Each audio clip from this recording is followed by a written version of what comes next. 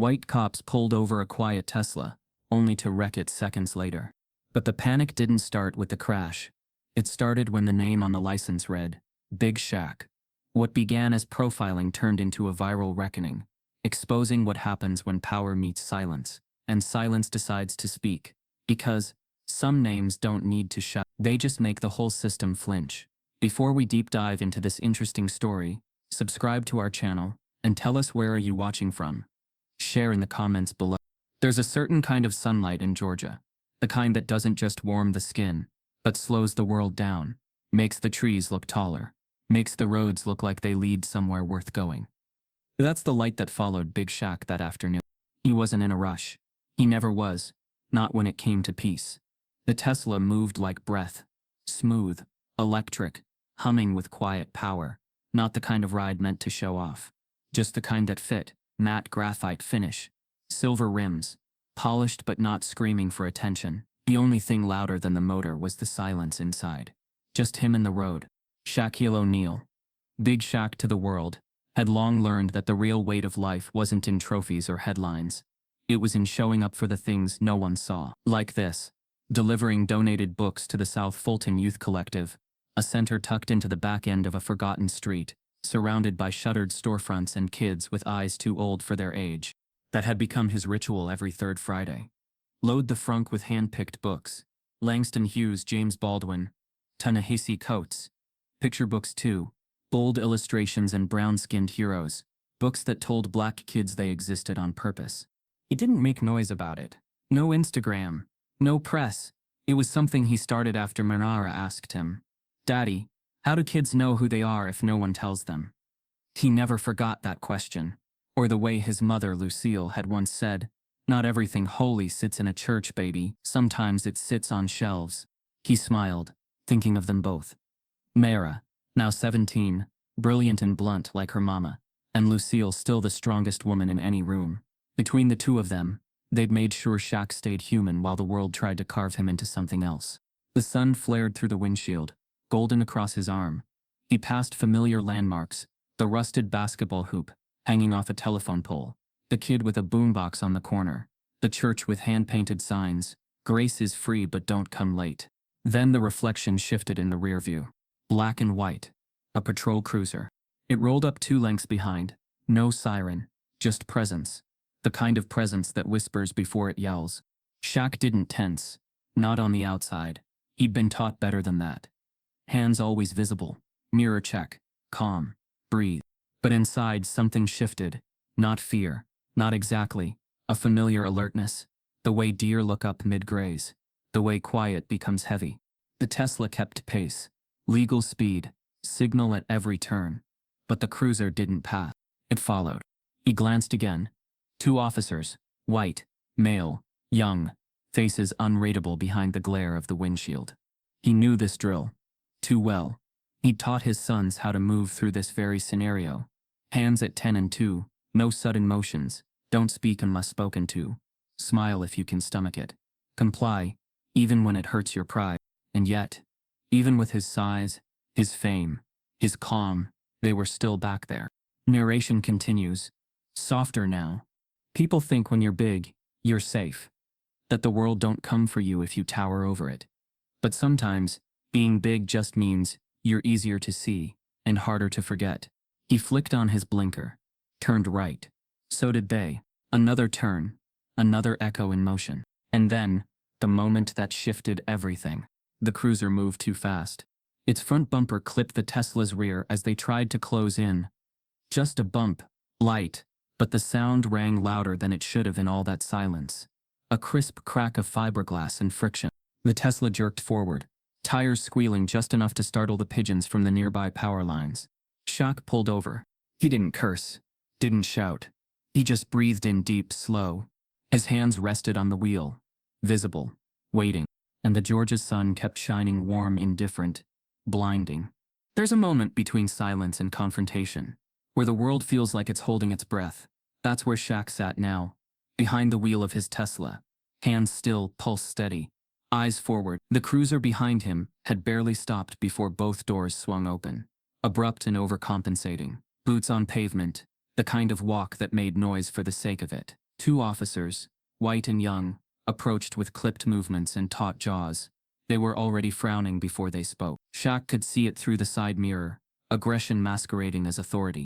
Officer Keene circled around the passenger side, hand near his belt but not on it. Bradley took the driver's side, eyes narrowed under mirrored sunglasses, posture stiff like he expected a reason to flinch. Shaq didn't give him one. License. Registration. That's where it began. But the way it was barked, not asked. It wasn't standard. It was personal. And Shaq felt that the tone didn't match the circumstance. His Tesla was legally parked, signals still blinking, engine idle. Yet Bradley acted like he was already in the middle of a crime scene. Shaq's voice was calm, low, respectful, not submissive, just unbothered. He reached slowly, narrating every movement with the precision of someone who had learned, too many times, that safety comes from over-explaining your intentions. The registration slid out from the glove box. His ID came from a custom money clip tucked behind the visor. He handed both over in silence. Bradley stared at the name on the license for a beat too long. Then again at Shaq's face. And then back at the license. The air changed. Something about the recognition made the officer straighten, stiffen, falter. He passed it to Keene, who muttered something under his breath when he saw the name. You gotta be kidding me. But instead of relaxing, they tightened. Like they didn't know whether to be embarrassed or afraid. Keene stepped back, glancing at the car's pristine rear bumper, then to his partner. Bradley spoke again. This time more forceful, like trying to regain ground already lost. You were swerving, driving erratic. You been drinking, sir. Shaq didn't react, just met his gaze, slow and level. No smile, no challenge, just weight. The weight of someone who'd had this exact moment happen in different versions for decades. No, officer, I haven't. Keene snorted like it didn't matter. Bradley moved to the back of the Tesla, inspecting the slight scrape where their cruiser had clipped it. Then, suddenly, the question no one expected, step out of the vehicle, please. It wasn't a request. Shaq's jaw tensed, but he nodded once, calmly unbuckling his seatbelt. He opened the door with the deliberate grace of someone who'd learned how not to be a threat, even when his frame filled the doorway. As he stood, the height difference between them became obvious. Shaq wasn't just tall, he was presence. It unsettled them. Bradley took a step back. Keene reached for his belt again, quickly removing his hand like he realized what it looked like. Shaq kept his eyes on them, not in defiance, but in patience. You bumped me, he said quietly, voice nearly swallowed by the sound of nearby wind rustling the tree line. Is that why I'm being asked to step out? Bradley didn't answer. He was stalling now. The name on the license was echoing too loudly in his head. Shaquille O'Neal. The man they'd grown up watching dominate courts, crack jokes on late-night talk shows, host family-friendly commercials, a giant in stature and media, now standing in front of them in a quiet Georgia street because they thought a black man in a luxury car couldn't possibly belong. Keene stepped away, pulling out his phone, pretending to check something, but clearly recording, maybe to protect himself, maybe to document for evidence, or maybe just to stall. Shaq could see the sweat starting to bead under his cap. That was the thing about fear. It doesn't just appear when danger is real. It appears when guilt meets consequence. Then came the shift. A voice on the radio from dispatch confirmed the registration. Clean. Name. Shaquille O'Neal. No wants. No warrants. No violations. But the words that followed hit heavier than intended. Subject is former NBA athlete. Proceed appropriately. Bradley exhaled through his nose. Keene's eyes darted to his partner. The authority in their posture drained almost instantly. It wasn't just recognition. It was realization. They had just profiled someone with a name that held weight. Not just a celebrity, a figure. And now they were caught between the instinct to de-escalate and the shame of having started something they couldn't finish. You know, Bradley started, tone suddenly too casual, too familiar. We didn't recognize you at first, Mr. O'Neal. Just doing our job, sir. You understand. Shaq didn't respond. Not with words. His expression remained unreadable. Stoic. Grounded. He wasn't angry. He was used to this. And somehow, that made it worse. Keene moved toward the cruiser, mumbling something about paperwork. Bradley followed, saying they'd just need to file a note about the bump. Shaq stood by his Tesla, arms at his sides, gaze level, not moving to get back in, not giving them permission to pretend nothing had happened. The apology was unspoken, but the fear was loud. They handed him back his license and registration. Bradley almost nodded, as if to end it, but couldn't make his eyes meet Shaq's. Keen's face was pale under his tan. They started walking back, and Shaq got in the Tesla, closed the door with the soft click of a car too refined to slam. Inside, he sat still for a moment, breathing in the electric quiet. This wasn't the first time, but it was different, because this time they knew who he was, and that made them panic. There are silences that speak louder than screams. Silences that wrap around a moment and squeeze it until the truth spills out. That was the silence sitting thick inside Shaq's Tesla now, as the officers drifted back toward their cruiser like men stepping away from something they didn't know how to fix.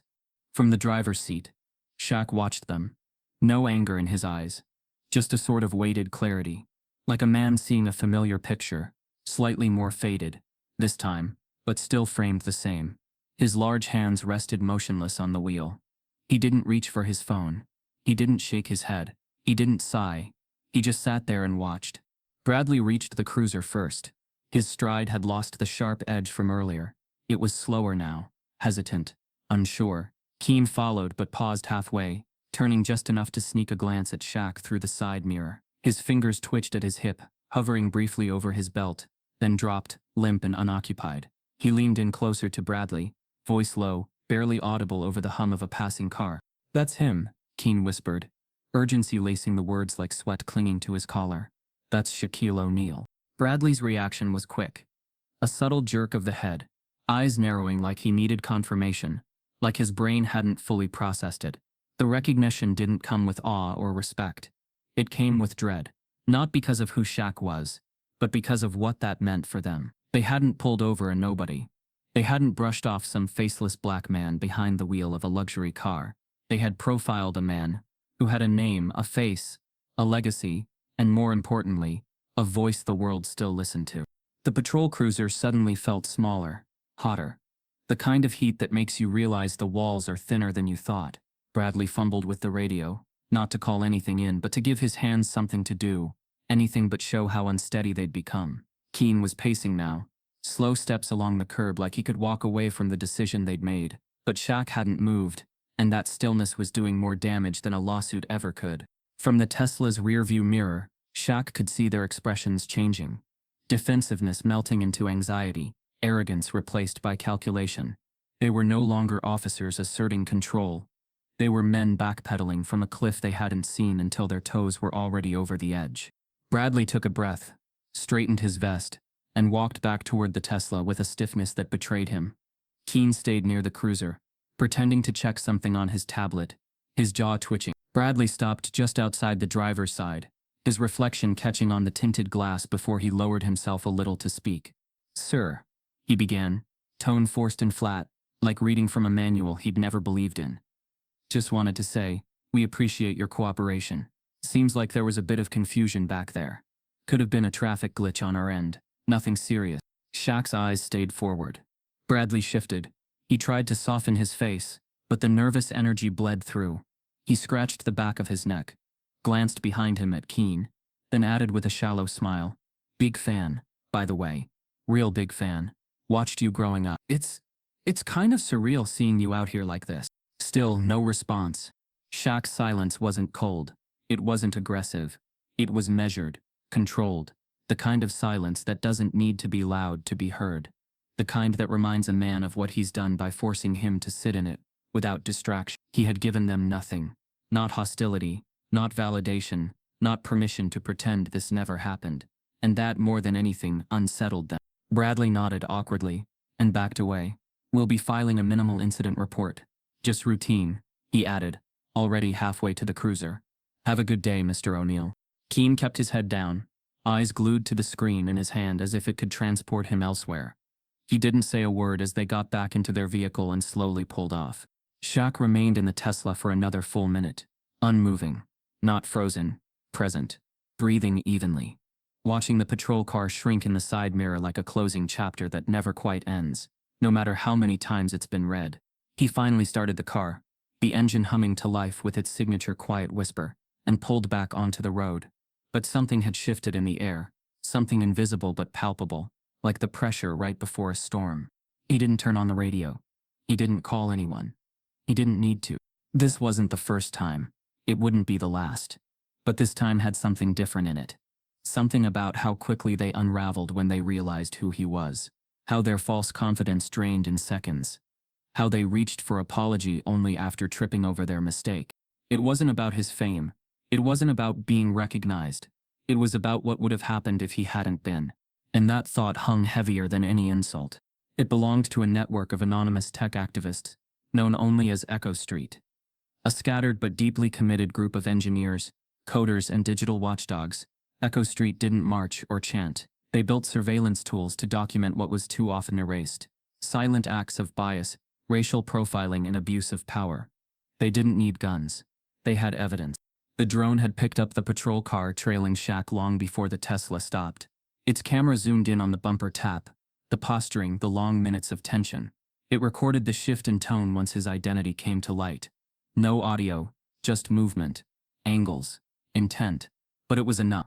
Enough to show the shift in posture, the way the officers leaned in, the way they retreated, the indecision, the panic. The footage streamed to a secure server, backed up in triplicate, before it even reached the human eye. It was routine at first. Another black man, another stop, another pattern repeating itself like a looped song. But then the system flagged something unusual. A facial recognition ping, cross-referenced with sports media metadata, public photos, and a license plate check. Shaquille O'Neal, one of the volunteers monitoring that live feed, sat up straight, blinking at the name, the match, the impossible familiarity of that towering figure stepping out of the car with hands visible and jaw tight. Within 15 minutes, the raw footage was uploaded to Echo Street's internal review hub. It didn't take long for someone to forward it to a source who wouldn't hesitate. Rosa Mallory. Rosa didn't play nice. She wasn't built for pleasantries or designed for subtlety. She was a journalist in the modern age of digital chaos, and she'd long abandoned the illusion that truth had patience. She ran an independent network called Truth Splice, part podcast, part investigation bureau, part vigilante newsroom. And Rosa had a particular obsession, unraveling stories of racial injustice the moment they cracked the surface. She was mid-edit on a story about discriminatory lending practices when the email came in. Anonymous source, no text, just a video link, and the subject line, "You'll want this." She clicked it. The drone footage loaded frame by frame. She adjusted the playback, zoomed in. Her eyes sharpened the moment she saw the Tesla. Matte, graphite, custom plates, familiar silhouette. And then came the confirmation. His face, Shaq's face. She froze. Not because she was starstruck. Rosa didn't do starstruck, but because the implications shot straight through the lens of everything she believed.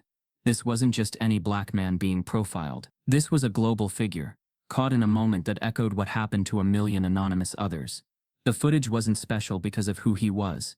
It was explosive because it proved how little who you are mattered when race met assumption. On a sunlit American street, Rosa leaned back in her chair, the gears in her mind spinning. The footage itself was gold, but context would make it platinum. She pulled up a side screen, typed fast, searching for traffic reports, patrol logs, timestamp. Within an hour she had the street name, the patrol car ID, and a narrowed window of incident time. She'd seen enough body cams, enough city protocol leaks, to know exactly how long it would take before this footage got lost in the system, if it ever even made it in. She didn't wait. The video was edited with a watermark from Truth Splice. No commentary, no opinion, just a title card at the front that read, "What happens when they don't know who you are?" But then they do. It hit the internet like a spark in dry grass. In the first 10 minutes, it had 27,000 views. By the hour mark, it had surpassed 6 figures. Celebrities retweeted it. Activist groups shared it, in threads about implicit bias. News stations reached out to Truth Splice demanding context. Some called it overblown, others called it necessary. Rosa didn't respond to any of them. She had one focus now: find Shaq. Not to interview him. Not to ask for his comment. She didn't believe in waiting for permission when justice was already overdue. She wanted to tell him what they'd done to his story. What she had done with it. That evening she pulled up to the South Fulton Youth Collective in a nondescript black sedan. She had done her homework. Shaq's quiet donations, the books, the visits, none of it publicized, but all of it real. It painted a picture of a man not just surviving the world, but actively trying to fix the cracks it left behind. The center was closed for the day. A "See you tomorrow" sign taped to the glass door, but the lights were on inside, and Shaq's Tesla, unmistakable, was parked near the back, away from the street view. Rosa didn't hesitate. She knocked once, firm but not aggressive. "Wait." The door opened. A woman in her 40s, kind eyes, cautious posture. Rosa introduced herself, showed her press badge, then held up her phone. "I think you want him to see this." The woman nodded, silent, and led her through. Shaq was sitting alone in the center's library, legs stretched out, one of his custom jackets folded over the back of the chair. He was flipping through a children's book, illustrations of black astronauts drawn in bold colors. He looked up as Rosa approached, not surprised, just curious. She offered her name, her card, her reputation. Then she turned the phone screen toward him. For 4.5 minutes they watched the drone footage in silence. When it ended, she said nothing. Shaq didn't ask questions. He didn't react with rage or regret. He just leaned back, eyes scanning the floor like he was adding this to a ledger only he could read. After a moment he spoke, quiet, almost casual.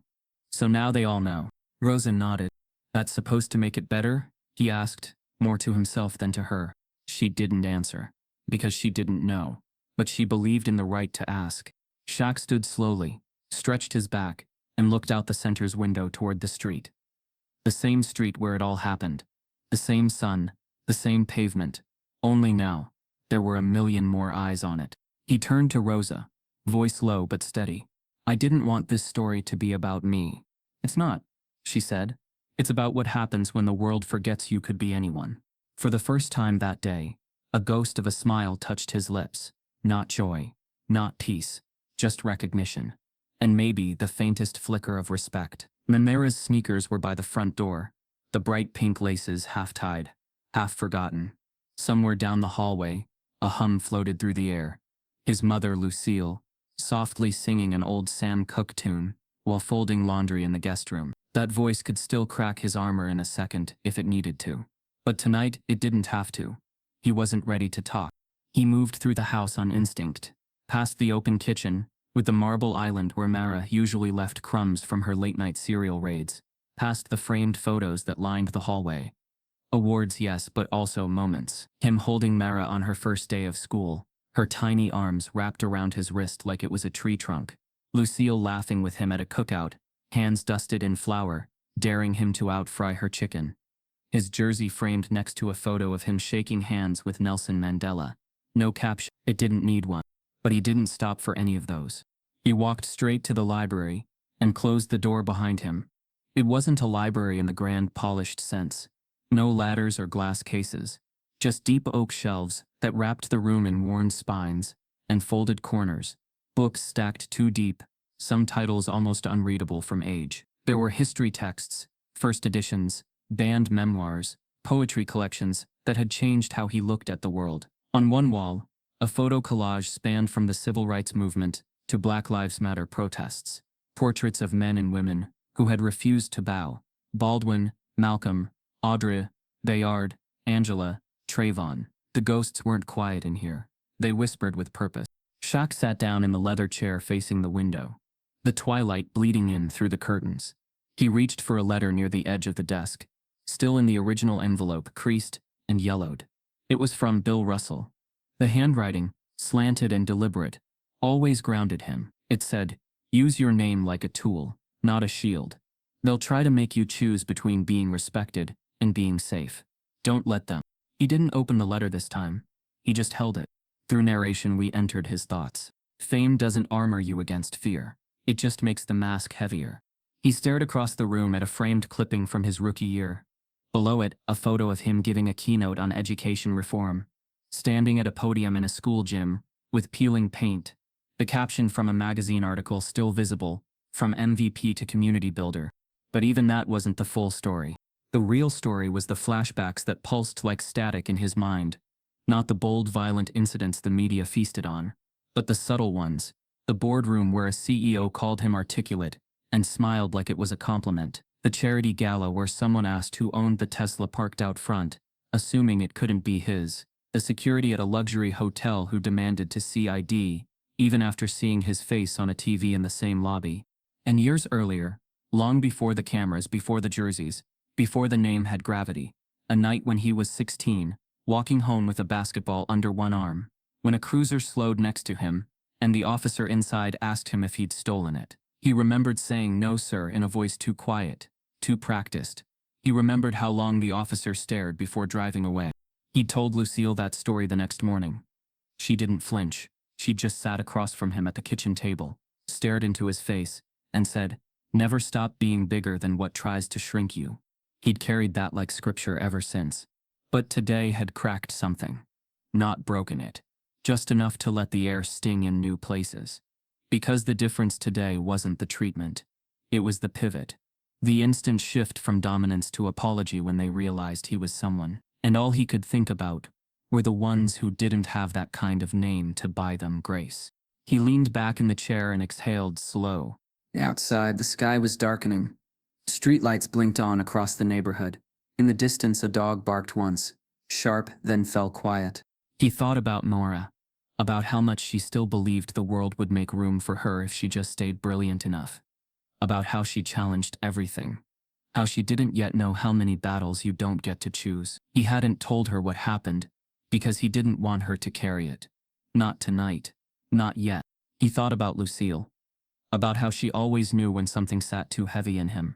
She hadn't asked, but he'd seen it in her eyes during dinner when he barely touched his plate. She knew. She just knew. On the desk beside him, his phone buzzed. A news alert. He didn't need to open it to know what it was. The drone video. The headlines were probably rolling in now. Analysts dissecting body language. Comment sections firing off with outrage and deflection in equal measure. He didn't check the views. He didn't care. Because this wasn't about exposure. It was about exhaustion. Still, a part of him knew this was a turning point. Not for his career. Not even for his safety. But for his legacy. Because now his name was tied to a moment that wasn't filtered through endorsement deals or highlight reels. It was raw. It was real. It was common. And in that, it wasn't just his name on the line. It was every kid who would watch that video and see their own reflection in it. Shaq stood, walked to the shelf in the corner, and pulled down a book he hadn't touched in years. The Fire Next Time by James Baldwin. He flipped through the pages until he found the line he always returned to. You think your pain and your heartbreak are unprecedented in the history of the world. But then you read. He closed the book and held it to his chest for a long moment. Then he set it down, spine up, open, like it was meant to be read again soon. Outside, the house remained still, but the world was moving. And whether he liked it or not, his story had just changed lanes. The storm didn't come with thunder. It came in scrolls, pings, vibrations, and hashtags. 1 minute Shaq was a man in his sanctuary, holding a Baldwin book against his chest. The next he was a headline again. This time not for a slam dunk or a late-night laugh, but for being the silent centerpiece of a moment America didn't know how to process. The video had erupted online like a truth people already suspected, but needed to see in high definition. The drone's footage was dissected frame by frame. Analysts paused on body language, rewound the second the officers realized who they had stopped, zoomed in on their faces when the shift hit their eyes. The internet didn't blink. It watched. The media didn't sleep. It scrambled. And across the country, the question caught fire. Why wasn't Shaq saying anything? The silence wasn't just noticed. It became a movement in itself. News anchors theorized. Public figures speculated. Hashtags trended. Mon, say it Shaq. And even Shaq. Opinion pieces exploded across digital platforms. Some hailed his restraint as noble, an act of dignified protest. Others accused him of playing it safe, of not using his platform to lead the conversation. A few dark corners whispered that maybe he was too comfortable to shake the table he now sat at. But none of those people knew what that silence cost him. They only heard what wasn't said. Behind the scenes, the floodgates opened. His phone buzzed constantly. Voicemails from reporters, text from publicists, statements drafted in neat little paragraphs by PR consultants trained to spin pain into positive optics. They all had a version of what he should say, how he should say it, and exactly when to drop it for maximum impact. Networks offered primetime interviews. Editorials promised full control of the narrative. Sponsors, cautious but opportunistic, checked in just to express support. carefully threading the line between solidarity and liability. But Shaq said nothing. Not to them. Not to the world. Not even to the people inside his own home. Lucille watched him with a quiet sorrow only a mother could carry, folding towels more forcefully than usual, glancing at the news on mute, then back at him. Mira, on the other hand, was louder in her confusion. "Why aren't you saying anything, Daddy?" she asked, one morning, spooning cereal she wouldn't finish. "People want to know how you feel." Shaq didn't answer, not because he didn't trust them, but because he didn't trust himself. He wasn't ready to say anything that didn't come from a place of anger, and he'd spent his whole life learning that anger, when spoken too fast, was never heard the right way. At the South Fulton Youth Collective, staff members shielded him from outside calls. He still showed up every week, dropping off books, checking the shelves, straightening posters.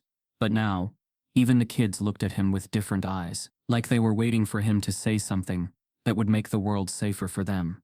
Something he couldn't promise. And then Rosa Mallory came back. This time she didn't knock. She waited in the courtyard, perched on the low stone edge of the garden, where kids sometimes read aloud during summer sessions. She had no camera crew, no recorder, just a single envelope resting beside her leg. Shaq saw her through the window and sighed once, deep and low, before walking outside. He didn't greet her, and she didn't stand. "I'm not here for a quote," she said, eyes scanning the mural on the wall behind him, one of black children lifting books like shields. "I'm not even here to pressure you. But your silence is saying something, whether you mean it to or not."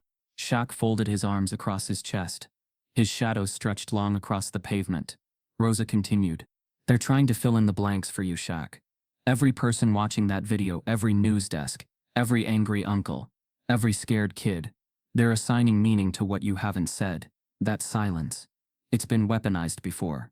It gets twisted into anything people want it to be. I know you're tired. I know you're calculating. But you're not invisible. Not anymore. You were the story. Now you're the silence. And the silence is louder than anything else." He looked at her then. Really looked. "What if I don't want to be either?" he asked, voice low and tired. She tilted her head. "Then say that." She handed him the envelope and stood, brushing dust from her jeans. "It's not a statement," she said. "It's a transcript of everything I've seen since the footage dropped. I thought maybe you should read what's being said in your name." He didn't open it right away. He held it like he was deciding whether it would burn or bury him. Rosa turned to leave but paused. "Just remember," she said, without looking back, "you don't owe anyone a speech. But don't forget who hears you when you choose to speak." The door closed behind her, and the center felt quieter than before, but not empty. Heavy. Shaq walked back inside and sat at his usual desk, the envelope still sealed. He didn't open it. Not yet. That night, after Miara went to bed and Lucille retired with her Bible and a mug of ginger tea, Shaq sat alone in the backyard beneath a sky that looked too calm for what the world was feeling. He thought about what it meant to be black and silent in America. He thought about what it meant to be heard. He thought about all the voices that had been silenced without ever having a platform. And now here he was, with a platform so large it echoed whether he liked it or not. And still, he said nothing. Not out of fear, not out of strategy, but because in a world screaming for sound bites, he was still listening to his own truth. And truth doesn't always speak on cue. It speaks when it's ready. And maybe that's the part no one wanted to wait for. It started with a leak, like most fractures do, not loud, not theatrical, just a quiet snap in a brittle structure already straining to hold its shape. The kind of break that spreads underneath before it's seen on the surface. And it came, not from protesters or lawyers or editors, but from the man himself, Officer Bradley. The video hit the web around midnight. No production, no editing, a shaky, dimly lit vertical frame. Bradley's face, flushed and glassy-eyed, filled most of the screen. A kitchen behind him, messy, unfiltered, private.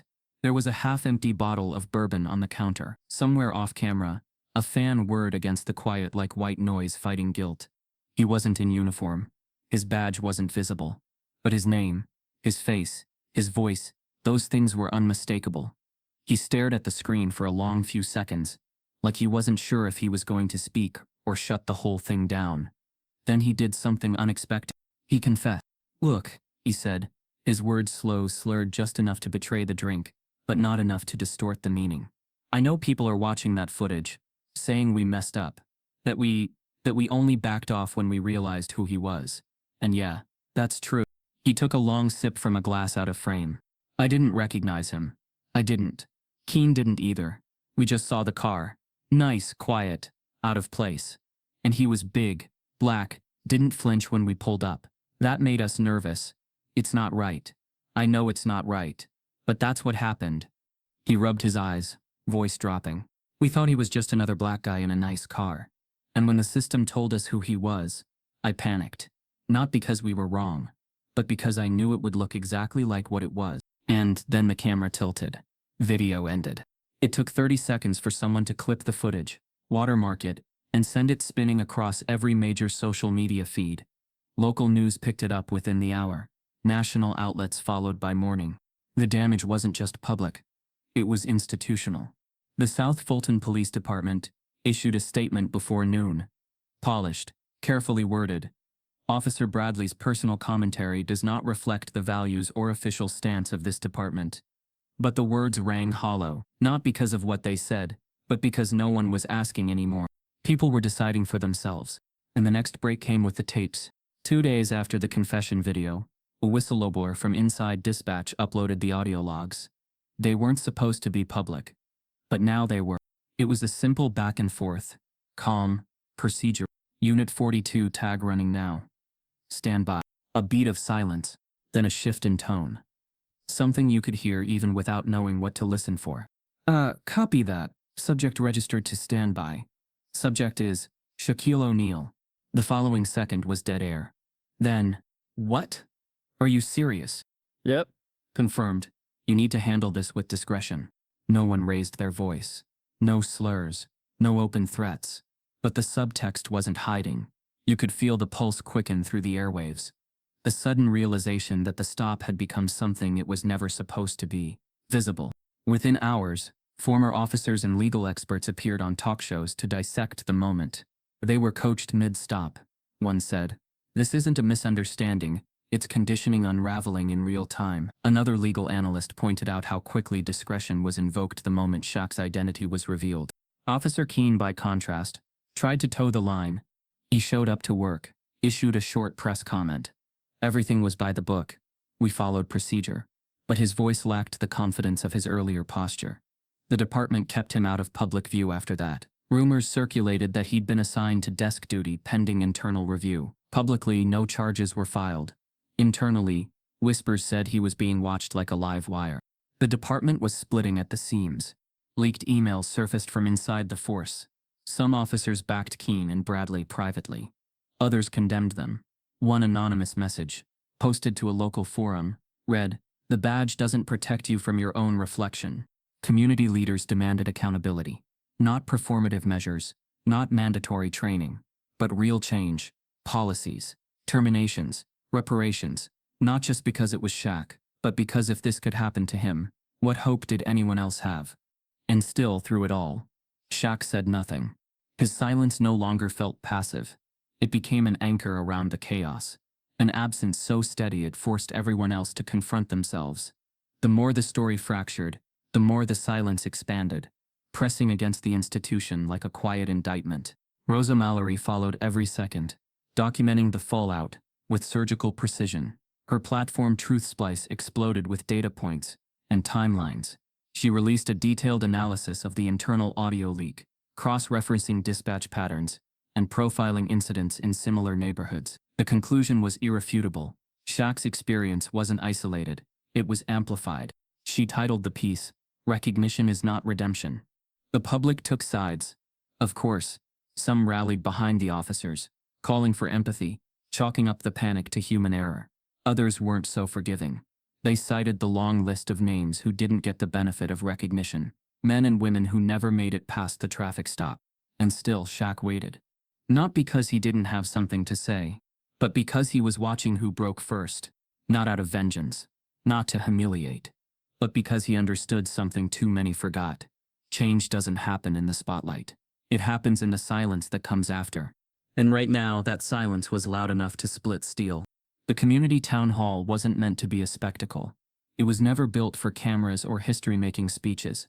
Just a plain, echo-heavy auditorium inside an aging city building off a back street in South Fulton, Georgia. Fluorescent lights hummed overhead. Foldable chairs squeaked when bodies shifted. The podium wobbled if leaned on too hard.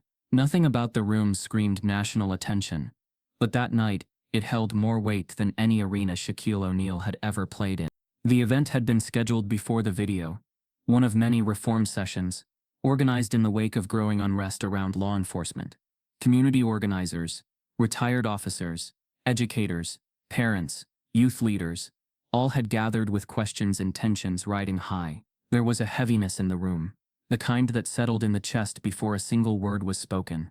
Nobody expected Shaq to show. He hadn't RSVP'd, hadn't posted, hadn't confirmed. But when he walked through the side door, just before the second speaker could take the mic, the room shifted. Not with applause, not with gasps, just stillness. As if every breath waited to find a rhythm again. His presence didn't announce itself. No entourage, no cameras trailing him, just Shaq towering calm, shoulders carrying the kind of silence that had been felt across the country. He nodded once to the moderator, who stepped back without question, sensing what was about to happen. Without ceremony, Shaq stepped up to the mic, adjusted it down a notch, and stood for a long moment without speaking. The crowd was still. A few phones went up instinctively, but most hands stayed folded, eyes fixed. They didn't want a quote, they wanted something real. And that's what he gave them. "I wasn't going to talk," he began, voice low but clear, carrying in that way only sincerity can. "Not because I didn't have anything to say, but because sometimes silence gives people space to tell on themselves." A pause. They told on themselves. There was no need to say who. The room knew. The world knew. "I've been followed before," he continued, gaze scanning the room. "I've been stopped before. I've been misjudged. I've been underestimated, overestimated, misread, mishandled, and misunderstood. But this time, when that car hit mine, and I stepped out, and they saw my face, something happened that I haven't been able to forget." He let that sit. They changed. Not because they realized they made a mistake, but because they realized I was somebody. The words landed heavy. I wasn't scared of their weapons. I was scared of their decision, of how quick they made it, of how quickly they unmade it when my name showed up in their system. He gripped the edges of the podium, not for support, but for focus. "You know what scared me most? It wasn't what they did. It was what would have happened if I'd been someone else. If I'd been a kid, a teenager with no rings, no commercials, no voice anyone cared about. That's the real fear. Not of being hurt, of being erased." A woman in the fourth row wiped her cheek. A man 3 rows behind her nodded, lips pressed tight. A boy near the back put his phone down and looked up with both hands clasped between his knees. Shaq didn't raise his voice. He didn't point fingers. He just kept speaking like he was remembering it for the first time as he said it out loud. "I wasn't silent because I didn't care. I was silent because I needed to understand what it meant for all of us. I had to think about the message I send when I speak, and the one I send when I don't." He reached into his jacket and pulled out a folded slip of paper. Not a speech. "These are names. Just first names. You might not know them. You should. They didn't get recognized in time." He read 5 names. Slowly, one by one. Each followed by a pause, so deep it pressed on the ribs. "I didn't come here to be political. I came here to be human," he said finally. "And to remind everybody in uniform. Behind a desk, behind a badge, behind a system, mercy isn't weakness. Mercy is the most dangerous form of strength." A murmur swept the crowd. "Mercy says I see what you did, and I still won't let it turn me into what you fear. Mercy says I won't let your panic define my power. But mercy isn't forgetfulness. It's accountability. It's truth. It's consequence without cruelty." He stepped back from the podium, not abruptly, but with finality. The room didn't erupt. It didn't cheer. It just breathed, and that was enough. As Shaq returned to his seat at the back of the room, a man in uniform stood from the far corner. Not Keene, not Bradley, just another officer who'd been listening. He didn't say anything either, but he nodded, and in that small, almost invisible gesture, the conversation shifted again. That night, there were no press releases from Shaq's team. No viral tweet. No branded quote. Just that room full of people who would leave changed. Not because of what he said, but because of what it made them feel. And maybe, just maybe, That was the loudest thing he could have done. The system didn't break apart overnight. It never does. Real change doesn't explode. It seeps. Quietly, relentlessly. In hearings. In memos. In resignations typed with trembling fingers and PR filters. Officer Bradley left first, his departure buried in the back half of a Thursday evening news cycle, phrased as a personal decision to step away. Keene followed weeks later, after internal investigations recommended removal to preserve public trust. Neither man faced prison, but both faced something almost heavier: public consequence without anonymity. Their names became case studies. Not for villainy, but for exposure. The viral footage, the dispatch leak, Bradley's drunken confession, none of it could be walked back. Schools used the incident in civic discussions. Community groups demanded policy shifts. Even a few law enforcement associations, under pressure from both sides, began holding reluctant town halls with words like bias training and restructuring on their agendas. But Shaq didn't wait for institutions to get it right. He moved. Within months, he launched a new initiative, Unseen Giants, a two-branch program rooted in two truths. Black youth deserved protection, and officers needed reconstruction, not just reform. The first arm of the initiative focused on mentorship, placing young black boys and girls into one-on-one programs that focused not on basketball, but on voice, confidence, legal literacy, and emotional navigation. They were taught how to advocate, how to de-escalate, how to not disappear in systems designed to overlook them. The second arm was quieter, more controversial: trauma counseling for officers. Not a sympathy grab, not a get-out-of-accountability card, but a radical experiment in reteaching fear. In closed rooms with facilitators trained in behavioral psychology and historical racism, officers willing to confront their conditioning were guided through the roots of their response. Shaq didn't run those sessions, but his name at the top of the program made it impossible to dismiss. And slowly, painfully, some officers showed up. The initiative didn't go without criticism. Some thought it was too soft, others accused him of coddling the enemy. But Shaq never responded to those critics. He just kept building. Meanwhile, Rosa Mallory did what she always did. She wrote it down. Her final piece on the incident didn't go where people expected. It wasn't an exposé on Bradley's drinking, or a timeline of departmental collapse. It wasn't even a redemption story. It was something else entirely. She titled it, "The Day the Badge Blinked." It wasn't about Shaq the celebrity. It was about Shaq the man who refused to collapse into a convenient narrative. In it she wrote, "He never raised his voice. He never demanded justice through rage. He simply let the country watch its own discomfort unfold in the silence he held like a mirror. And in that silence we saw everything." The piece went viral within hours, shared by politicians, pastors, athletes, and educators. Not because it screamed, but because it whispered a truth everyone recognized but few had words for. Back in South Fulton, the air was quieter. The noise had moved on. Another viral moment had taken center stage somewhere else, as it always does. But in Shaq's world, things hadn't gone back to normal.